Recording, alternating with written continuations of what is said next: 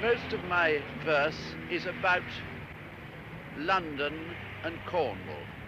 Here in the traffic roar of the city of London, I've written quite a lot of verses because this part is associated with my childhood. I can remember when where we are now was the Manchester Hotel, and where this bracken and rose bay grows. Once down in the passages, which are tiled, you can still see the tiles, once people hurried along with trays of tea. And now all that remains is this and the bombed ruins there of Aldersgate Street station. Long after the amalgamation of all the independent railways, Aldersgate Street station in the City of London remained a memorial of unwilling cooperation. On one side of the station, to this day, steam trains come in early in the morning from the suburbs and go out in the afternoon to the suburbs. And on the other side, electric trains are constantly and efficiently whirring to Hammersmith and round on the inner circle. And that huge station had, up at the top as you went out, a refreshment room, which I can remember before the war.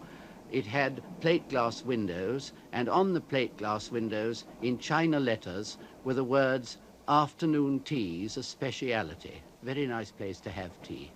And then, last year, or maybe the year before, they took the enormous cast iron roof off the station, and that took away a lot of its personality and a lot of the feeling of the old city people who used to use it when the people wore silk hats and travelled in a very respectable manner in non-smoking carriages.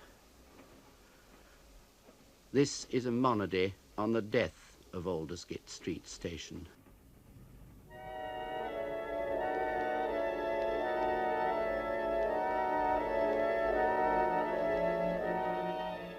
Snow falls in the buffet of Aldersgate Station. Soot hangs in the tunnel in clouds of steam. City of London, before the next desecration, let your steepled forest of churches be my theme. Sunday silence, with every street a dead street, alley and courtyard empty and cobbled mews, till tingled tang, the bell of St. Mildred's Bread Street, summoned the sermon taster to high box pews, and neighbouring towers and spirelets joined the ringing with answering echoes from heavy commercial walls, till all were drowned as the sailing clouds went singing on the roaring flood of a 12-voiced peal from Paul's. Then would the years fall off, and Thames run slowly. Out into marshy meadowland flowed the fleet, and the walled-in city of London, smelly and holy, had a tinkling mess house in every cavernous street. The bells rang down, and St. Michael Paternoster would take me into its darkness from College Hill, or Christchurch Newgate Street with St. Leonard Foster would be late for matins and ringing insistent still. Last of the east-walled sculpture, a cherub gazes on broken arches, Rose Bay, Bracken and Dock, where once I heard the roll of the prayer book phrases and the sumptuous tick of the old West Gallery clock. Snow falls in the buffet of Aldersgate Station. Toiling and doomed from Moorgate Street puffs the train. For us of the steam and the gaslight, the lost generation, the new white cliffs of the city are built in vain.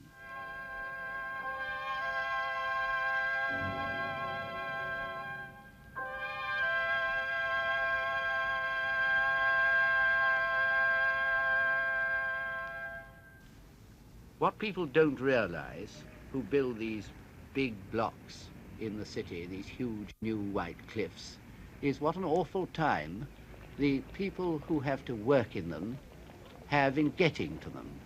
The struggle for instance, that business girls, young business girls, fresh from home, have to go through in order to reach these cliffs. I'm always touched by the sight of people struggling to get to these places, and they live very often in furnished rooms, in large houses, originally built for large families, and now turned into flats. You can see them all over London, particularly in the inner steam railway sort of suburb. And this poem I wrote about business girls in Camden Town. From the geyser ventilators, autumn winds are blowing down on 1,000 business women having baths in Camden Town. Waste pipes chuckle into runnels, steams escaping here and there. Morning trains through Camden Cutting shake the crescent and the square. Early nip of changeful autumn, dahlias glimpsed through garden doors. At the back, precarious bathrooms jutting out from upper floors. And behind their frail partitions, business women lie and soak, seeing through the draughty skylight flying clouds and railway smoke. Rest you there, poor unbeloved ones, lap your loneliness in heat. All too soon, the tiny breakfast, trolley bus and windy street.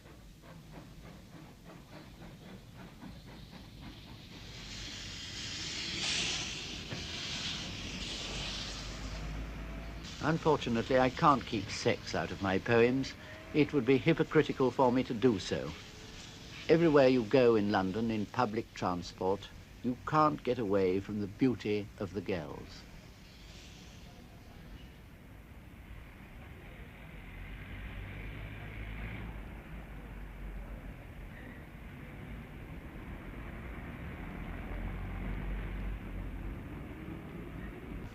The sort of girl I like to see smiles down from her great height at me. She stands in strong athletic pose and wrinkles her retroussé nose. Is it distaste that makes her frown so furious and freckled down on an unhealthy worm like me? Or am I what she likes to see? I do not know, though much I care. I think annoy mean, would I were, forgive me shade of Rupert Brooke, an object fit to claim her look. Oh, would I were her racket, pressed with hard excitement to her breast, and swished into the sunlit air, arm high above her tousled hair, and banged against the bounding ball. Oh, plung, my tautum strings would call. Oh, plung, my darling, break my strings. For you I will do brilliant things. And when the match is over, I would flop beside you, hear you sigh, and then, with what supreme caress, you tuck me up into my press. Fair tigress of the tennis courts, so short in sleeve and strong in shorts, little, alas, to you I mean, for I am bald and old and green.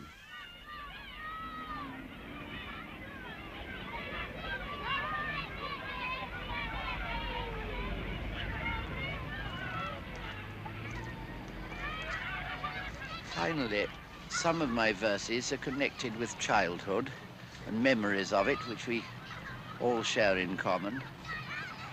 My own childhood wasn't quite so successful as that of those beautiful tennis-playing girls we've just seen. And the other day I went back to Hertfordshire. My verse is always about places, and in Hertfordshire I recollected painful times when I went wrong shooting with my father. And that brought forth these verses. I had forgotten Hertfordshire, the large unwelcome fields of roots, where with my knickerbockered sire I trudged in syndicated shoots, and that unlucky day when I fired by mistake into the ground under a Lionel Edwards sky and felt disapprobation round. The slow drive home by motor car, a heavy rover landolette through Welwyn Hatfield Potter's Bar. Tweed and cigar smoke, gloom and wet. And now I see these fields once more, clothed, thank the Lord, in summer green, pale corn waves rippling to a shore, the shadowy cliffs of elm between, colour-washed cottages, reed-thatched, and weather-boarded water-mills, flint churches, brick and plaster patched on mildly undistinguished hills. They still are there, but now the Shire suffers a devastating change. Its gentle landscape strung with wire, old places looking ill and strange. One can't be sure where London ends. New towns have filled the fields of root, where father and his business friends drove in the landolette to shoot. Tall concrete standards line the lane, brick boxes glitter in the sun.